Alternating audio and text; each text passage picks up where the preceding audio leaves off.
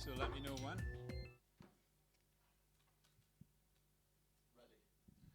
We're online, yeah? We're online, yeah. Ready. Thanks for everybody for joining us in person and in line. I specifically asked for a table so I could look like a newsreader, which is a particular fantasy of mine. And I'm here to give a talk as part of the social program that Rye Wax have been putting up. So to jump straight into it, my name's Jeff, and I'm a 40-something-year-old DJ, and none of my friends want to come to my gigs anymore. Or at least none of my old friends want to come to my gigs anymore. And by old friends, I don't mean the friends who I had at school. And I am still in touch with a few of those. But over time, a lot of us have kind of drifted apart as we all grew older and found new interests. I actually mean the friends who I made through these new interests in the years between school and the present day. So the good thing about having interests is that they mean you've got a constantly evolving group of friends that you've made through those interests.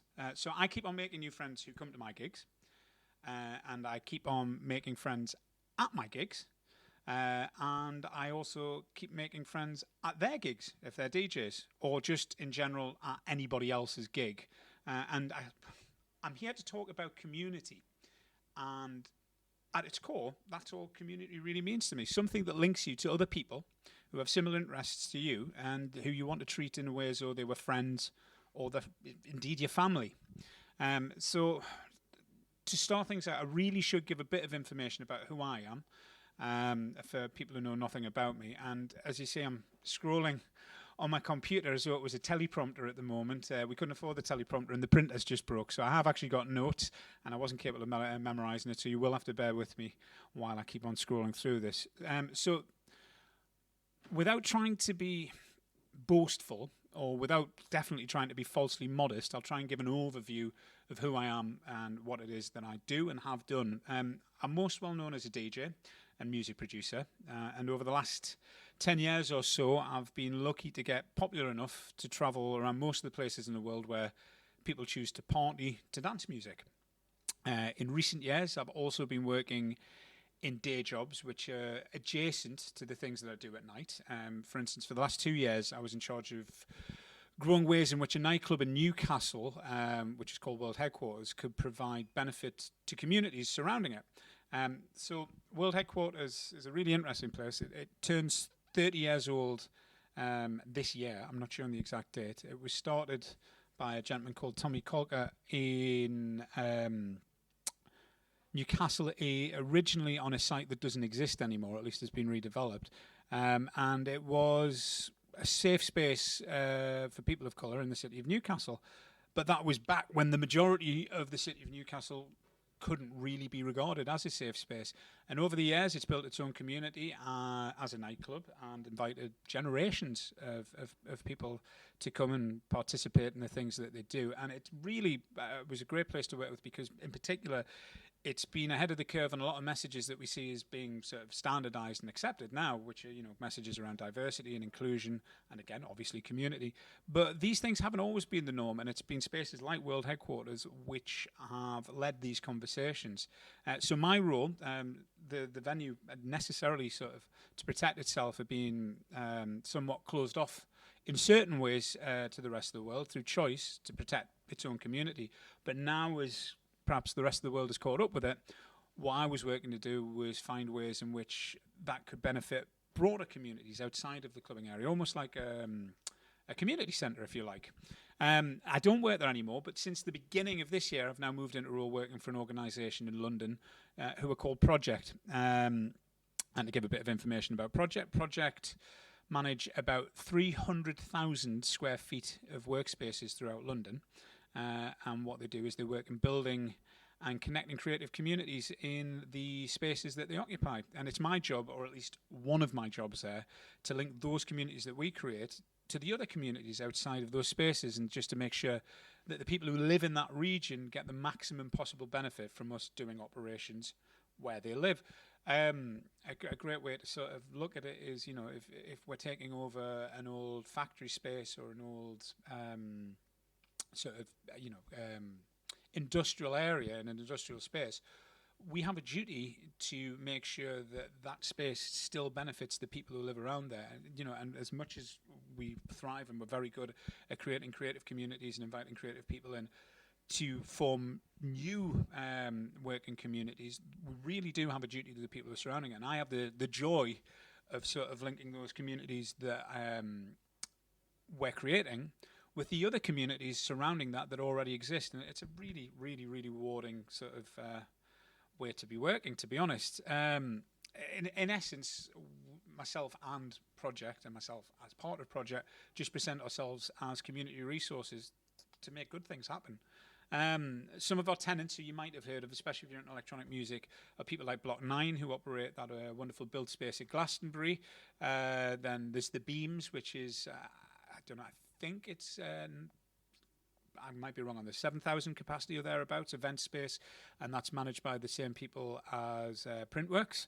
And we also were involved in the development and providing the space for The Cause, which is a multi-space venue that's been conceived to provide events that raise funds for causes that are in need. Project were the landlords for their old site, and we've just given them a new home to work from, where they've been operating since last year, and that's going great. And beyond that, I'm also an experimental artist with a focus on, which I focus on community. I had my first major work debut last year at the Sage Gateshead. I actually wrote an experimental orchestral symphony, which was performed by the Royal Northern Symphonia. The piece focused on and was made with the people of the working class community that exists in the town of Birtley in County Durham. It actually focused on the nexus between the Komatsu factory in County Durham and the Komatsu company in Komatsu City, Japan. It's a very interesting turn of events. There is a town that's been a working class area for the last 500 years or so, has actually been rescued by operations of Komatsu digging machines, opening up a plant there, which employs essentially the entire town and is representative of a working class community. And it's a sign of two communities coming together. So we have people in the northeast of England adopting Japanese business practices. So the piece that I did was a focus on the similarities and the sort of crossover points between Japanese people and working communities and Northeasterners in England's working communities, and sort of the commonality of that working class community experience as well. And when I'm not busy doing all of those other things, I also do freelance music consulting, and I've literally just finished a contract yesterday working as a music curator for a large-scale creativity festival for Newcastle City Council. So I'm pretty busy, and if you look at all of this, it probably seems that community is something I've chosen to base my career around, with the new things that I'm doing in recent years. But being completely honest, community has driven literally everything I've done in one way or another since I was a teenager. Going right the way back, I used to play a sport as a kid, as unbelievable as that probably sounds to people watching this who've known me in recent years, and I really enjoyed that sport. That's what interested me in the first instance. But what kept me there was my team and this sort of codependent relationship or co-supportive relationship that exists within a team of people.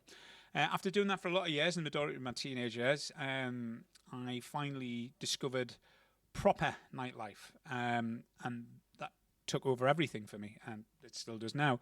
And I'm not talking about going to the pub or going to some kind of mainstream nightclub where people listen to music they already know and essentially just trying to get off with each other. I mean proper nightlife. So I'd always loved music because for me it gave a voice to the feeling that I was different from the majority of the people that I've spent my time with. And that's even the people, who I was very close to, even people I loved. I always had a feeling of being somewhat different to the people who I spent time with or who I grew up around. And I discovered that there was a whole world of other people who also felt different. But they actually felt different in different ways to me. But we could all connect over music and experiences and all feel different together at the same time. And that idea literally has taken over my life, and I'm still doing versions of that today with work. alongside doing exactly that in my own personal life 20 plus years later. And it's a lot more than 20 years later, if I'm totally honest. Now, at that time, and when I first got into nightlife and when I first started getting into going out, we never once referred to ourselves as a community. That just wasn't a thing. Firstly, I guess it was pre-social media. People just didn't really talk in that way. And I think, secondly, inherently, this countercultural kind of thing used to happen on its own as a reaction to the mainstream from people who felt like they didn't belong there, or, in fairness, like they didn't even want to be there. And this part is a little bit tricky to explain. But the fact that we all talk about things like community now is also partly the reason why I feel we need to do more work to preserve the concept. So, in the last 15 years or so, social media and the internet have led to a lot of changes in how we consume mainstream culture. And now concepts around authenticity and community are such hot topics that they become things that are actively faked by large organizations and capitalist structures. Now, to prove this point, and also to fill up some time in this talk, I asked ChatGPT to come up with this exact talk on my behalf. Now, I'm not reading that bit now, just to add it, but I'm going to read what ChatGPT came back with. All right? So, if you're ready. Ladies and gentlemen, as we gather here today, we celebrate not just the power of music, but the power of community. Dance music has always been a space where people come together to connect with one another and express themselves through the beats and rhythms that move them. Very nice. And while the music may be the common denominator that brings us all together, it's the community that makes dance music such a special and transformative experience. In the world of dance music, community is everything. It's what enables us to let go of our inhibitions and lose ourselves in the moment. It's what inspires us to create, to collaborate, and to push the boundaries of what's possible. And it's what gives us the strength and support we need to keep moving forward, even in the face of adversity. One of the most beautiful things about the dance music community is that it is truly global. No matter where you go in the world, you'll find people who share your love of music and your passion for the dance floor. From the underground clubs of Berlin to the beaches of Ibiza, from the warehouses of Detroit to the festivals of Tokyo, dance music has the power to bring people together from all walks of life and all corners of the globe. But community just isn't about coming together to party and dance. It's also about supporting one another, both on and off the dance floor. It's about recognizing that we're all part of a larger whole and that we all have a role to play in creating a better, more inclusive and more compassionate world. That's why, in recent years, we've seen a growing movement within the dance music community to use our platform for social and political change, whether it's supporting grassroots organizations, raising awareness of important issues, or simply speaking out against injustice. Dance music is a powerful tool for bringing about positive change in the world.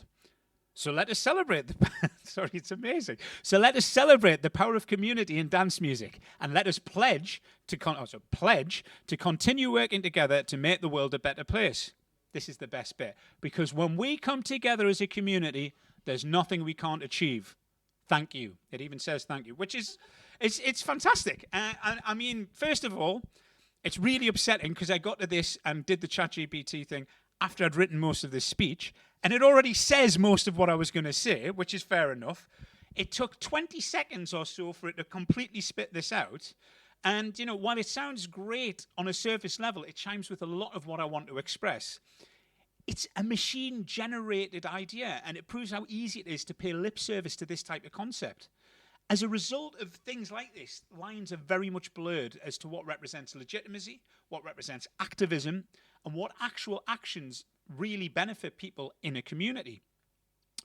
So another, like a good example is, I'm guessing, or maybe you haven't, but I'm guessing the majority of people watching this will have seen the TikToks of people who go out randomly at the street and try to change people's lives by giving them money. You know, I'm going to give you $5,000 now because I'm going around changing lives. Now, those people, first of all, aren't thinking about tackling the root causes of poverty. They have absolutely zero interest in the person that they're giving the money to. And the whole thing is done in service of the individual who's giving away the money and making them look amazing and pushing their agenda. It's got nothing to do with the person receiving that. And for me, that's a really, really good analogy for sort of the late stage capitalist version of community that's being pushed by corporations and big companies. So, keeping it highbrow, the philosopher Slavoj Žižek talked about this idea of ethical capitalism and how companies have adopted this format where they make a big song and dance about giving money back to exploited communities.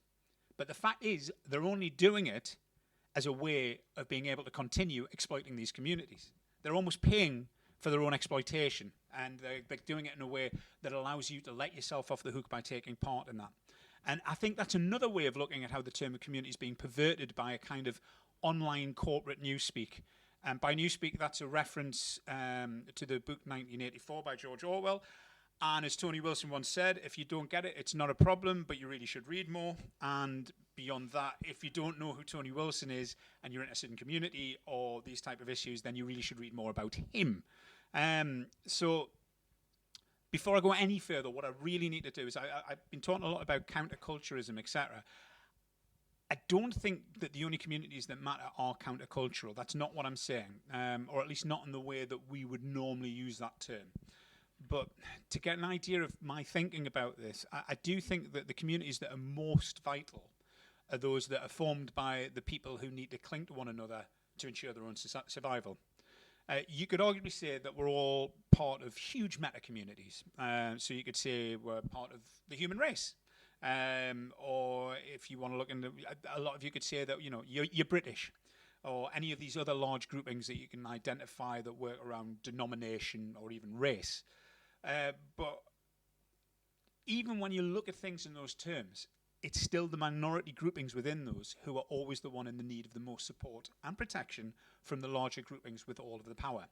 So mainstream culture might represent a community, that's true, but it's a community by default, and it's populated by a lazy consensus. So if you want to get as many people as possible to like something, you have to work to make that thing the least offensive and least challenging it can be for whatever is the current mainstream sensibility. So the examples I always use are pulled pork and puppies. Like I've rarely met anybody who doesn't like either of those two things. Right, but things that have been offensive to previous versions of mainstream sensibility, the previous iterations of what the mainstream thinks, they've been offended by women voting. That was a big no-no to mainstream sensibility. People of the same sex being in love, that wasn't cool for a very long time. People with brown skin, that was a very bad thing. So what I'm trying to say is I'm not sure that the mainstream in general is a great barometer for what's right and what's wrong.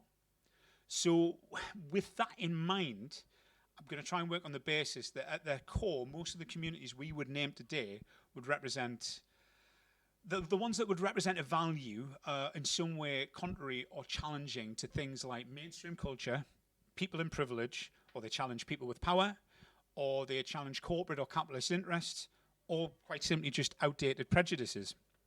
Communities of people who live outside the prevailing norms of a society are ultimately what causes those societies to change.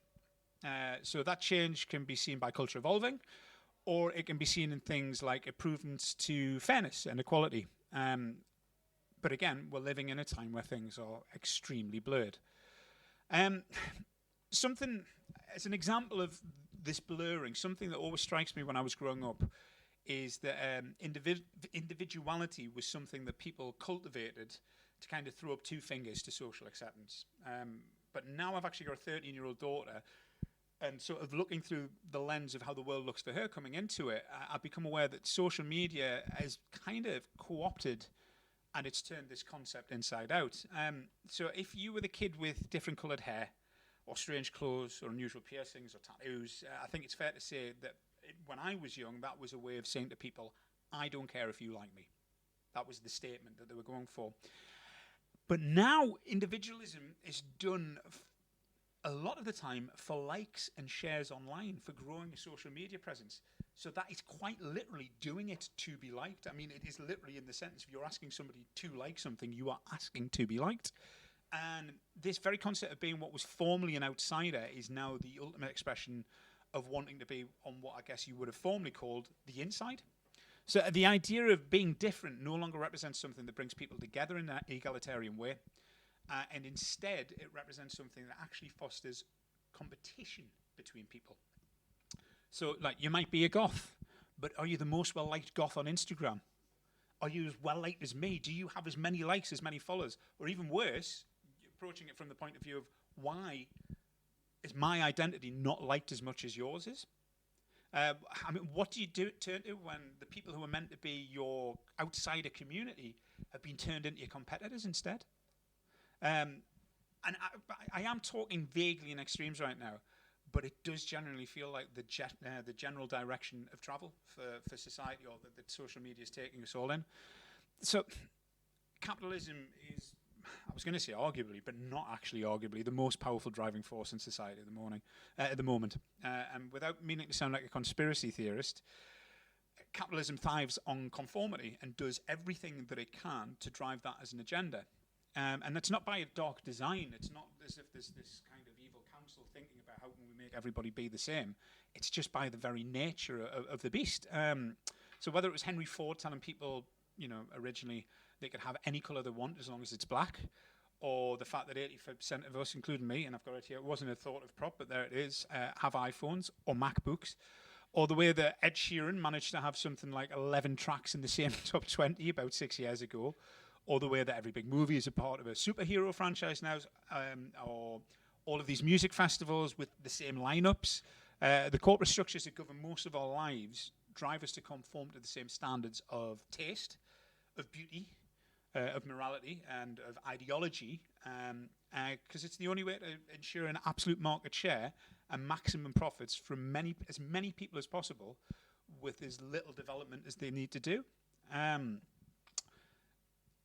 I keep on referring to TikTok, but I'm actually not on TikTok. I'm one of these. I'm of the generation of people who watches TikTok videos on Instagram about 2 months later, which my daughter finds hilarious. But there's a great bit of footage of Frank Zappa doing the rounds from the early 80s where he explains that in the 60s there was so much good music because the music industry was populated by old men who didn't get what was happening culturally. So they were literally like, well, I don't know what it is, but we need to sell it. So like, we'll try that one, and one of them is going to work. And that's why you ended with this big spirit of experimentation. They got so scared they paid for loads of really experimental stuff to be released, just in the hope that some of it would appeal to this young audience that they did not understand. That's not the case anymore. The music industry's got smart, and it started working on a formula that it's been refining for 40 years at this stage. So up until social media, all they did was they just put something out there and see if it worked, and then chop off a surplus part each new version that they did. And obviously the bits that they chopped off were normally what made it individual or what made it special, and it was all in an effort to distill things down to zero in into what's the ultimate product that would please the maximum amount of people. Then, I don't know, maybe 10 to 15 years ago, with social media and the internet, it started to give a voice to communities who felt marginalised and overlooked, which is a very, very good thing. But instead of fighting those communities, a lot of the big industries just tried to co-opt them instead. So they made people complicit enough so that they would continue to drive a capitalist agenda. If you look at it as a form of the ethical capitalism that I mentioned before, they involve just enough diversity and inclusion to permit them to continue to drive what is best described as a 1% agenda. Now, make no mistake, and I have to say this clearly because it's being filmed and it's the most important thing. Diversity and representation is absolutely essential. I mean, I'll say it again. It's essential to the furtherance of culture and to a fairer, more equitable society. But it must be led by community and not by the financial concerns of corporations. If you go back to the idea of 1%ism, that's really what's at the other end of the scale to creativity and artfulness. So I tend to explain it like a line. Which I'm sure a history teacher would tell me off for, but never mind. Apparently it's all circular. But I tend to explain it like a line. So say you're facing the line, not me, so I'm going to do it backwards for me. So on this end of the scale, on this end of the scale, we'll say you've got pure creativity, and you're doing things purely for the sake of self-expression, or to say something about the world, or protest about the way things are, or oftentimes a combination of both of those things. So these are things like the free party scene, or guerrilla events, or just interventions, etc. And then at the other end of the scale, you have making the maximum amount of money out of the most people at once by any means necessary. And this side is represented a lot of the time by the pop industry or mega festivals or arena size events that have become so common in the last sort of 10 to 15 years.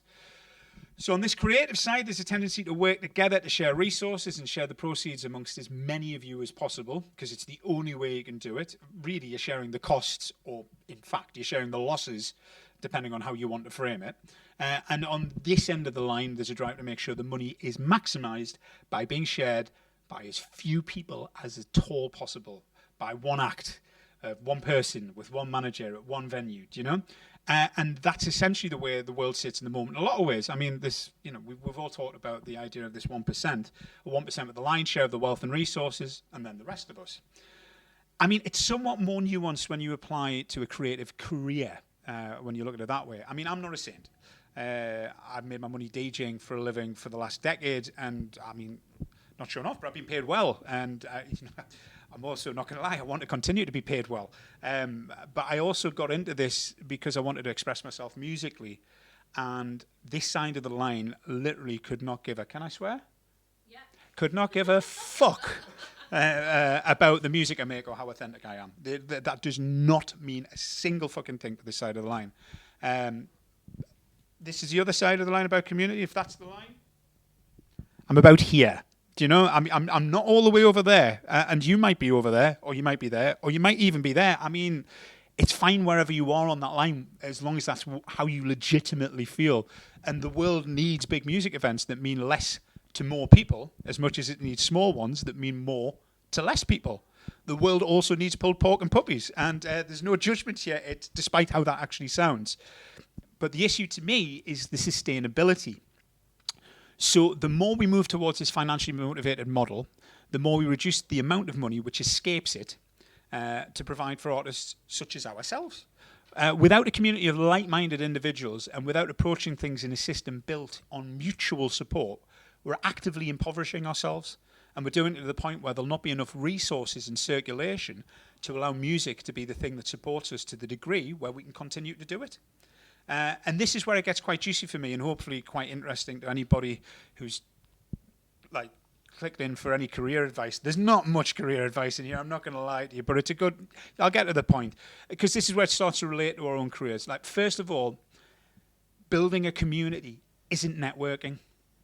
So like, networking feels like community when you start doing it. Like, going out and meeting people with aligned goals is a very, very powerful thing for career progression. And it's the energy that drives most of the successful music careers, in fact. However, those shared or aligned goals need to remain aligned for that relationship to work. As soon as the value of one person to the other person fluctuates, then that relationship normally ends. So in a networked relationship, there's no room for misstep if you're trying to grow, or you're trying to change, or you're trying to experiment. If that means you're no longer going to be flavour of the month and sort of capable of supporting the other person's aims. And I know this because I've been there. I mean, I've been there several times, in fact, in the last decade. I mean, for me, it's happened so many times, it doesn't actually bother me anymore. I'm not bothered. No, genuinely doesn't bother me anymore. But, you know, this stage of all of a sudden you're the hottest thing for somebody, and then they're not returning your emails the way they used to, or they're not showing just the same interest in you or your output, or even just not massaging your ego the way that you used to do when you had something to offer them. The first time that happens to you, it hurts, man. Like, that is like, everything starts falling down. Self-doubt comes in, and you wonder about your own worth and everything that came into it. I must say, as a side note, the capability to believe in what you do without the need for affirmation from others, and to be able to dust yourself off and start again, is one of, if not the most valuable trait you can cultivate. But yeah, networking is a good thing to do as a way of capitalizing on any energy you may have behind your work, but it's definitely not something to rely on for a lengthy and sustainable future working in music. And building a fan base, that's also something that people confuse with community as well. First of all, fans are fickle, and you're setting up a relationship that's one-sided. Their love and support comes in return for you being you. And the idea of a fan community is valid, but also a bit of a misnomer. There can be communities amongst your fans, but you're not usually a member of that. And what you are actually in this instance is you're actually a supplier. Even if you're doing things like the modern sort of Patreon version of things that came about during the pandemic, where you're providing enhanced access to you and what you do, that's not being a member of a community. That's actually commodifying your life. and you're offering it to people who want to consume it. And again, this is all fine and well, absolutely great. But if you can modify anything, then you need to ensure it's consistently what your market wants. Because as soon as it isn't, they'll not go on to support that. They'll go and support something else. And it's also fair to say that tastes actually change. People age out of coming to gigs, and they also age out of buying dance music. And making the same kind of music to please the same people will make you sound very stale to everybody else very fucking quickly. So if you want to grow as an artist and maintain a sustainable career, then you're kind of left with two options, I think. Option one is that you make something so popular that people buy into you to such a degree that will follow you in any creative direction that you choose to go. You like achieve a creative critical mass where your name sort of dictates it. The Beatles did it. Do you know what I mean? The Beatles could go in any direction during their very short career, and everybody chose to follow them where they went. The other option is you immerse yourself in a community that will bolster you during the periods where you explore your own growth, or when you make a commercial misstep, or even when you just don't have the energy or the capacity to keep providing items for the public to consume. The first option is a very difficult one to engineer. I'd suggest that as soon as you try and think of what's popular and you try and replicate it, then you're already sabotaging your creativity to the degree that you're almost certain to fail. People can spot insincerity an absolute mile off. Obviously, there's a possibility that you're one of the lucky ones who just has a golden touch and whose taste consistently manages to catch the imagination of huge amounts of people. And those people exist, like I say, but I don't think that's something that you can actively work to become. And if that's true of you now, and you are that type of person, it still isn't something that you can rely on being the case about you forever either. So option two is to become part of a community that supports you, and that's either by joining one that already exists or by building your own. Now, the big difference between a community and a network or a fan base is that you're entering something with the thought of what you can provide to that, not what you can take from that. So community really needs to be based on the concept of mutual assistance, and it's based on furthering an ideal or a situation or a shared overarching aim. In dance music terms, it needs to provide an alternative to that 1% culture that I keep on highlighting. It's a fairer way of doing things, and it's about sharing the resources amongst all of the stakeholders in a way that makes it sustainable for everybody to continue. And instead of a system where you extract as much as you can for the short while that you can, you instead have this system where you can give as much as you can to ensure that there's the mutual support there for when you need it, in a way that permits you to do this for as long as you want to do it, and most importantly, in the terms that you want to do it in. And again, I know this because in a roundabout way, I've been doing this for pretty much 20 years now.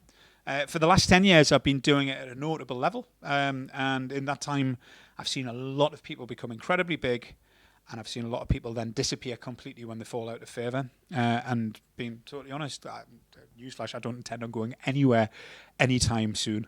Now, the energy I needed to get the Manpower project to move the needle enough for me to kind of do everything that I've done, that was all initially provided by the community I've been a member of pretty permanently since my early 20s.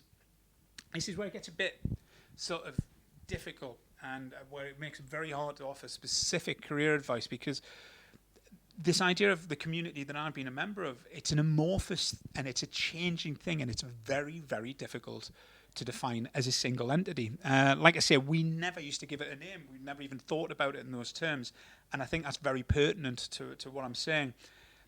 If you want to build or support a community, then I think that instead of looking at it as a fixed structure, the best way to do so is to look at it simply as a set of behaviors that you need to adopt instead. So stop seeking new connections based on what benefits that they can provide to you, and instead seek to find connections through common purpose and interests, and look to what you can provide for them. Identify what it is that matters to you and make that the basis of all of the creative decisions that you make. Don't create work for an audience.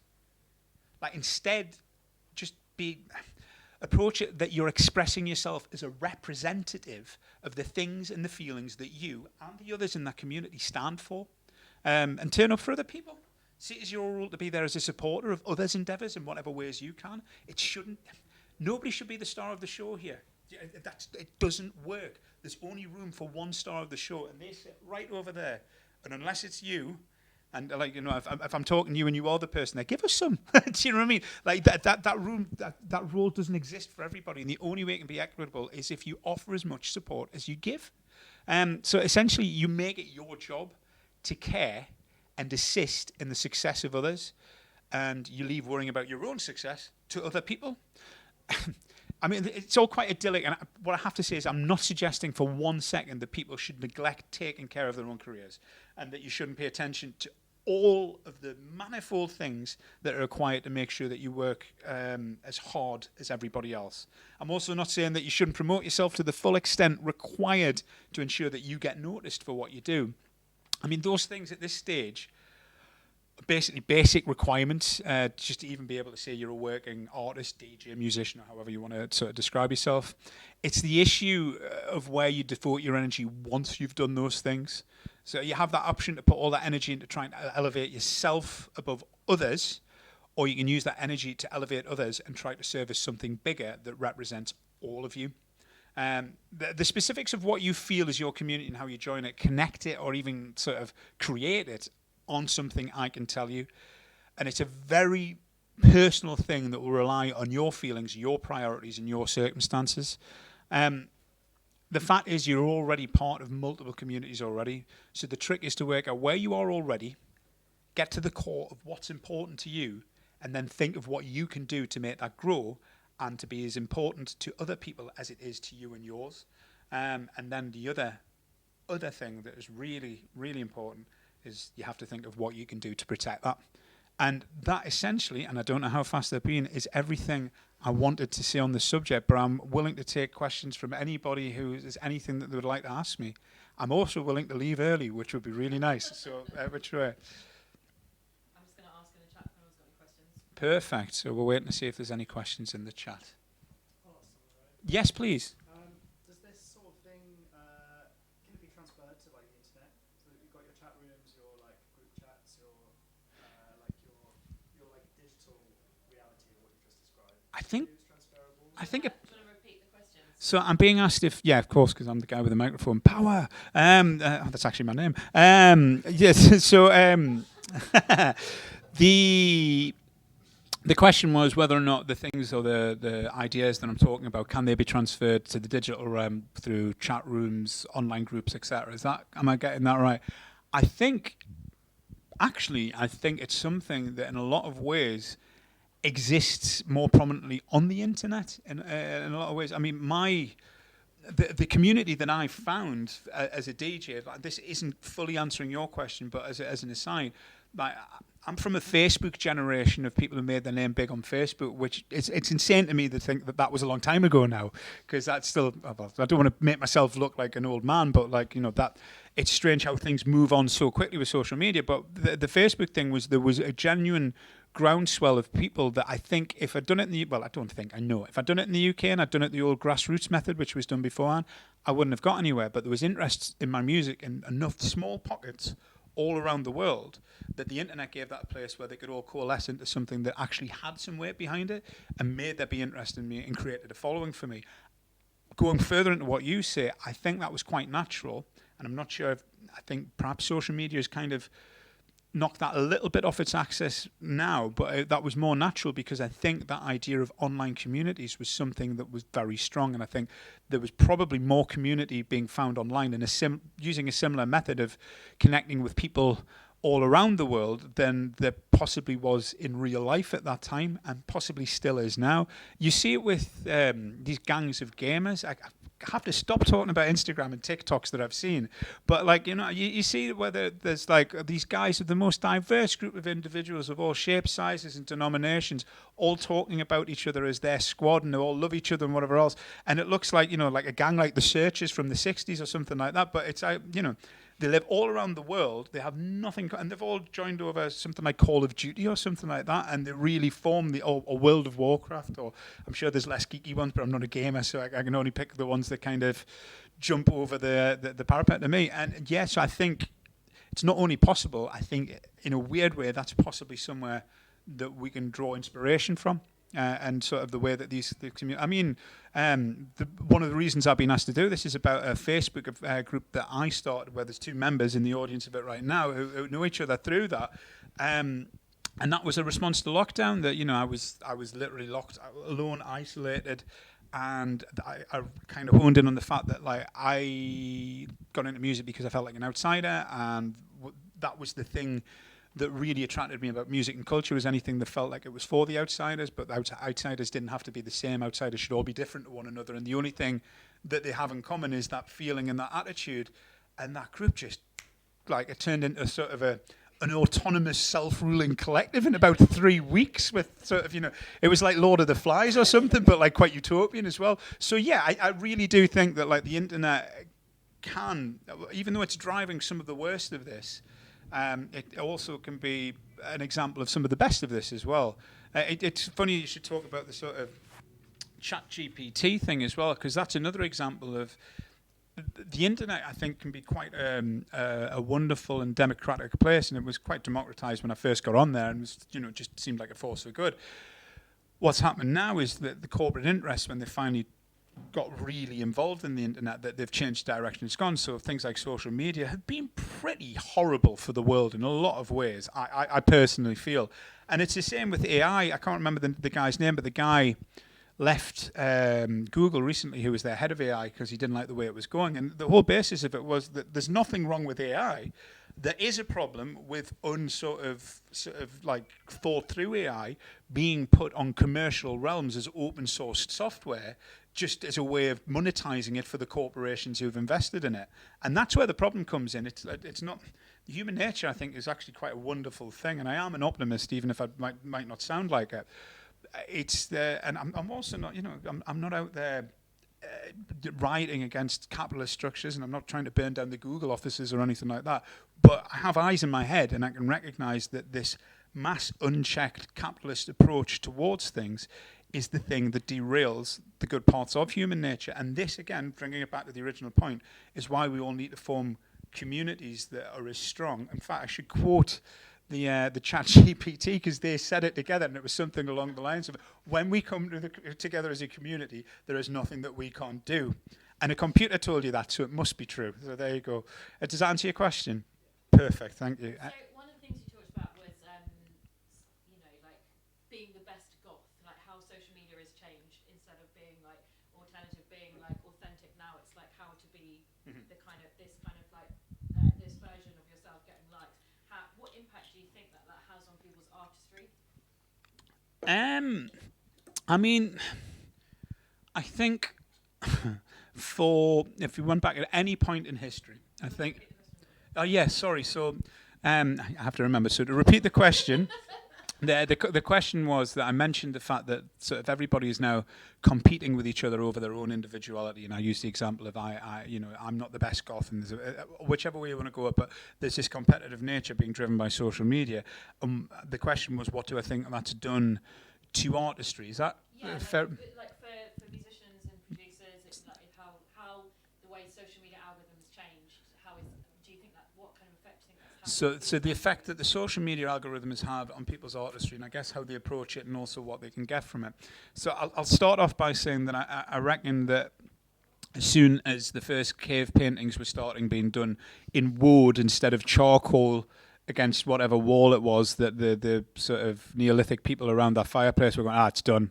Art's over. Look at it. That's completely changed the whole thing.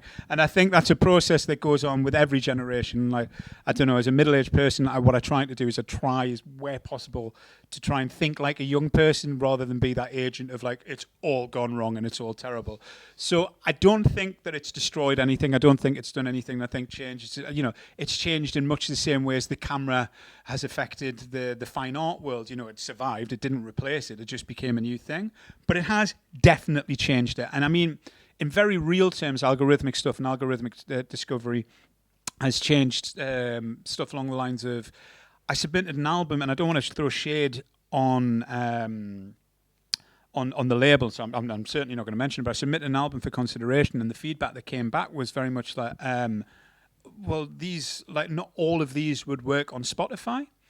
And it's like, well, no, it's an album, so like it's meant to be a journey with, but that's not the attitude anymore from the major sort of bigger labels, and this was a major label. The attitude is that everything needs to be maximized for use and be able to fall into that algorithm and be sort of a performing asset, And I think you can apply that thinking to the individual as well. I was talking with Sean Johnson. I don't know if that's a name drop. Hey, Sean. But I was talking about this with Sean Johnson. I think. Oh no, it wasn't. It was Greg Wilson. Double name drop. I was talking with him about Greg Wilson. Yeah, exactly. Ringing the bell. No, yeah, the thing with Greg is the first time I ever DJ'd with Greg was in 2008. It must have been. It was the night that the smoking ban came in. We were basically, I was smoking in the DJ booth, feeling like I was a villain, and then and I'll not tell the rest of the story, but it was very memorable. And we were talking about how the smoking ban had such a massive effect on the UK dance floors, and it literally changed the way that UK DJs play. Because in the past, you could afford, for a lull in the energy, for your storytelling, for people to go into that, because they would just go with you, and then the kind of dynamic range that you were showing of taking them back up again would be all the more powerful because you'd taken them down to such a deep level or whatever else. And then all of a sudden, it was if 5 people out of a group of 10 want to go for a cigarette, you lose 10 people from the dance floor because that's the moment of where you haven't kept their attention longer than their urge for nicotine. And I know that sounds really ridiculous, but it was such an obvious change in what happened to things, and it changed, and it made DJing more immediate. And people had to kind of like, this. I never even heard the term banger, up until this point, and now everybody's saying that you have to go make a banger. I was like, why? Ironically, bangers were our term for cigarettes, so it was even more confusing. But yeah, so turning from that, I think that principle, you can apply that to sort of the social media approach to music. What I'm like, not calling shade on any individual platform, but something like Boiler Room, just because they're the most prominent of it, I've seen a change in how young people respond, and I mean everybody's young people compared to me, but I mean the younger end of clubbing respond to music and how they go on and sort of how they behave in a nightclub and what they respond to. And I had to think about it. I was at a live filming no, it wasn't a live filming. That's it. I was at a performance randomly by.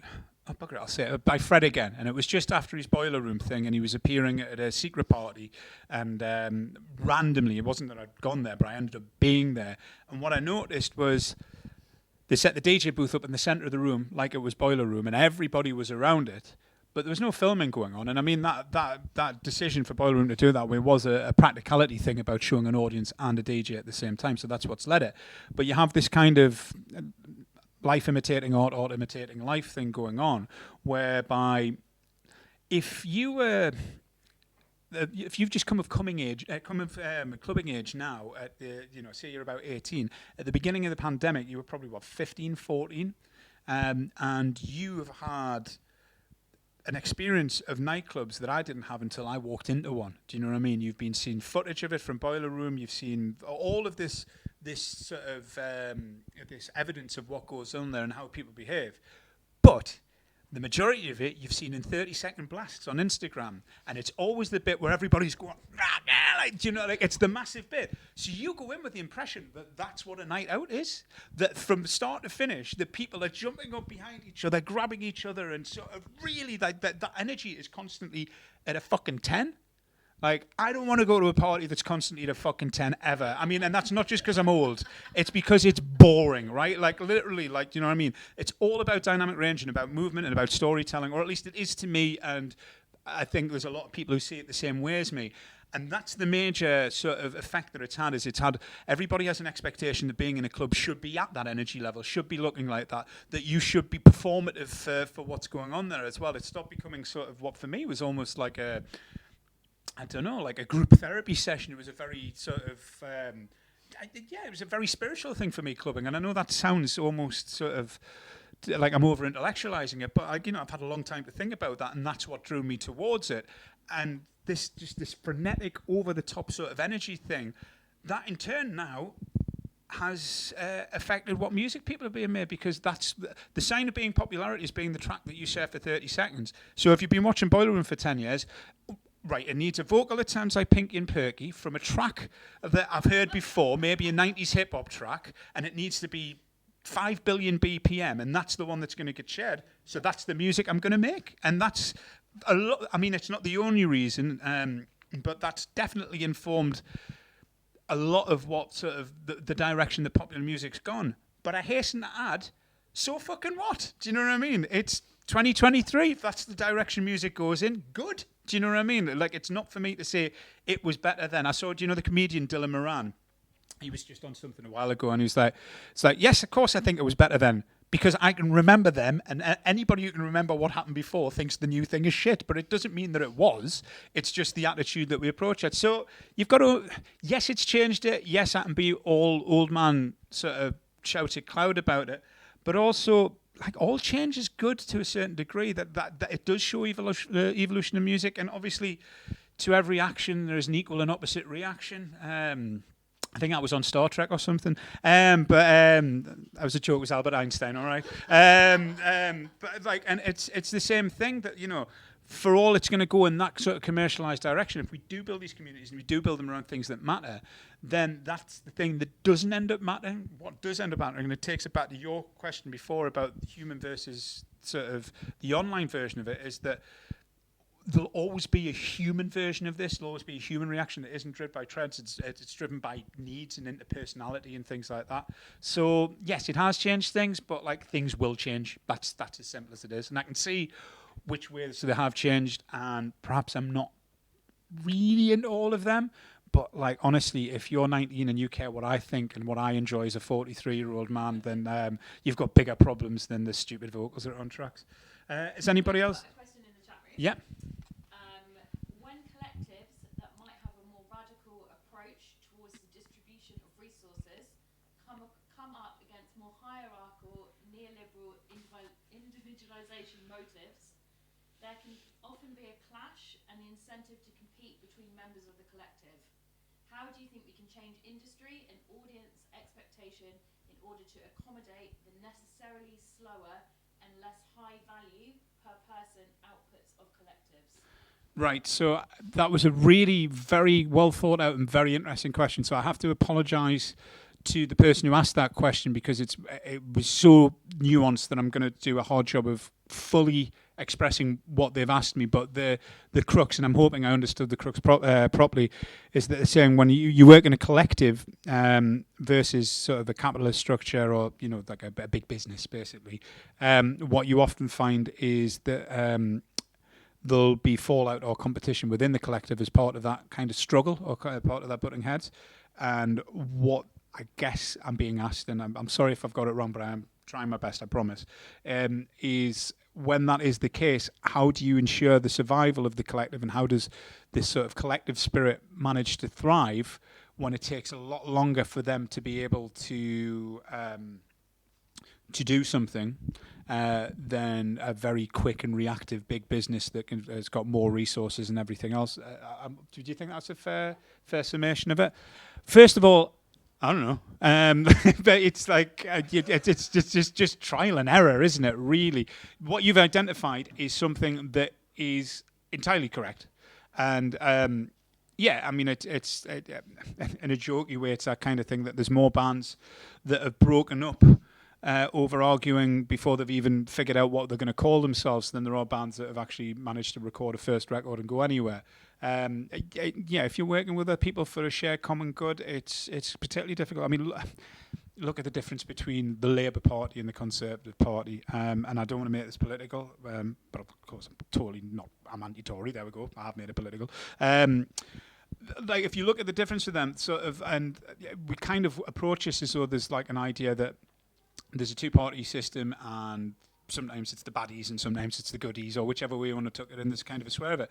But like, in my lifetime, in the last 40 years, we had something like 12 out of those 40 have been under a Labour government. If you look at the 20th century, it's like something like 20% has been under a Labour government. And the reason is you know, because it's a lot easier to rally behind sort of base capitalism, base income, base money sort of, shared aims of just like screw 'em and make as much money as you can, as it is against sort of deciding on a fairer way of doing things. And the biggest problem for opposition is normally a consensus over what represents what's fair, a consensus over agreeing on the best way of doing things, on a consensus of what it means to be fairer.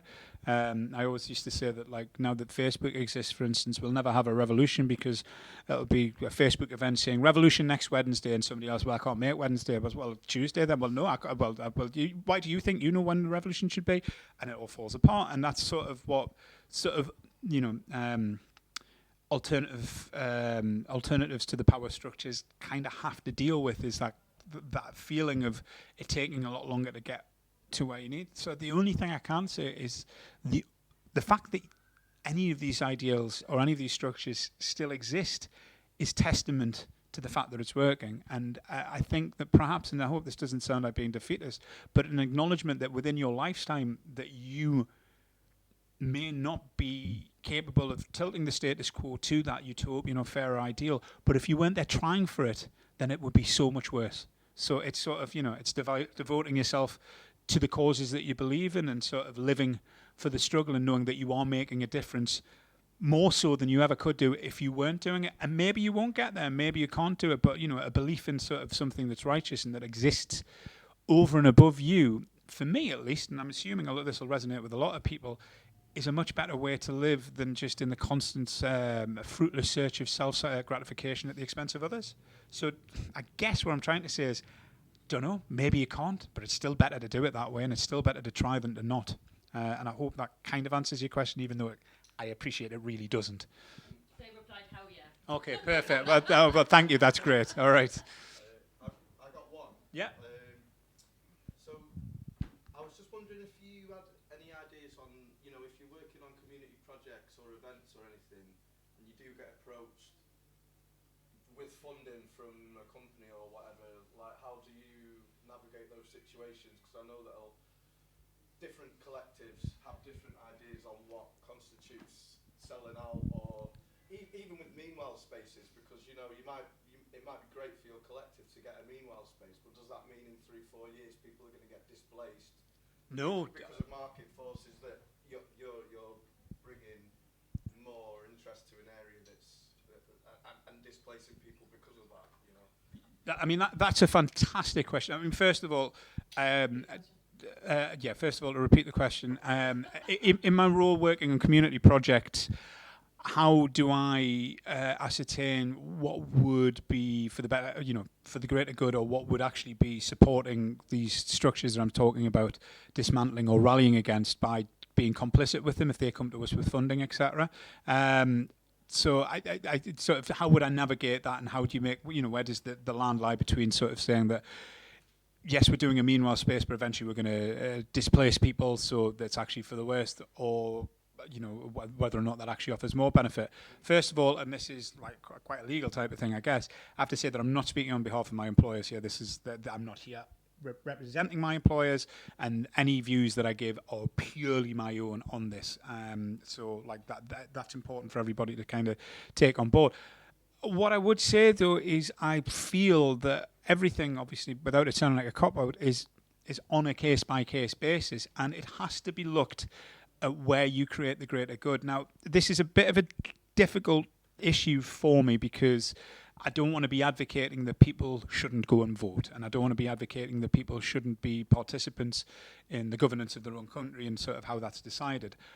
So that's not what I'm saying here, and I have to caveat that with that. But from a personal point of view, what I realised a lot of years ago, well, not a lot of years ago, but some years ago, round about the time, round about Brexit, actually, when it actually finally went through, was I realised that I spent a lot of my time worrying about global politics and about the state of the world, and that Donald Trump, I mean, fair enough, I was living in Mexico, so it wasn't that weird that I was bothered about Donald Trump, just to put it out there. But things like what was going on in America, who our leader's going to be, etc. And these are all very important things, but I realised that my ability to affect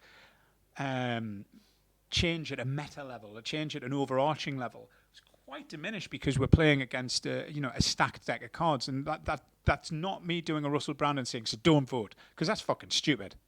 Sorry, Russell, that's fucking stupid. But like, what I am saying is that, like, understand that there's as much as you can do there, but there are other things that you can do that possibly do show more change and do show more growth. So the first thing I did was I got interested in my hometown. I moved back to Newcastle and I got interested in what was going on there. And I got interested in trying to improve the situations for people who I could directly do it with my own sort of, with the sweat off my brow, if you like, or with like just like people who you could look in the eyes and do it in that way. And that's kind of the principle that I apply to the work that I do across everything that I do.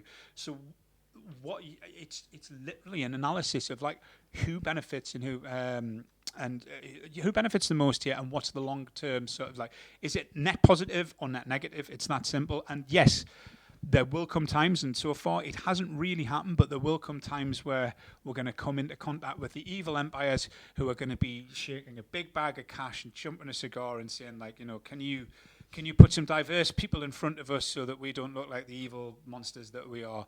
And what you have to work out is like basically, are we sort of playing the tune that they call, or are we taking advantage of the situation in a way that we actually redress the damage that they're doing? And I think that's literally, it's literally just banging up that. And I'm sure nobody can make that call correct 100% of the time, but the fact that you're even willing or out there or trying to do that is the only sort of motivation that you can go on from that. Does that answer your question, or do you want me to go into any more detail on that? Perfect. Okay, thank you. Anybody else, or should we wrap it up? Time is money. That's perfect. Well, thanks everybody who's been watching, and thank you very much. I really enjoyed that. Seems I like to talk.